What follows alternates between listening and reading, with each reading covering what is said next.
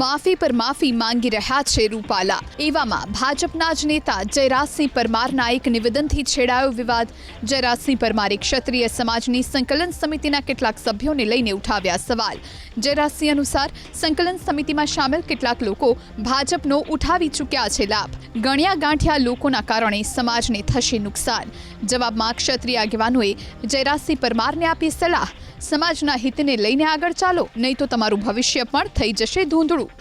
ચૂંટણીમાં પછી રાજકીય રોટલા શેકવા માટે બીજા લોકો દાખલ થયા, પછી સંકલન સમિતિમાં ખૂબ સારા લોકો પણ છે, પણ 2-3 લોકો જે કોઈ વ્યક્તિગત નામમાં કે કોઈને અમારે કોઈ વૈમનસ્ય નથી, પણ જે લોકો ભૂતકાળમાં ભારતીય જનતા પાર્ટીનો લાભ લીધો હોય, સંપૂર્ણપણે ભાજપ ઉપર જ આધારિત હોય, અત્યારે મોહભંગ થયો હોય અથવા તો વેગળા કર્યા હોય એવા લોકો પણ એને કોઈપણ રીતે પોતાનો વ્યક્તિગત સ્કોર સેટ કરવા માટે પ્રયત્નો કરવા લાગ્યા। એના કારણે આખા સમાજને ખૂબ લાંબા ગાળે નુકસાન થશે।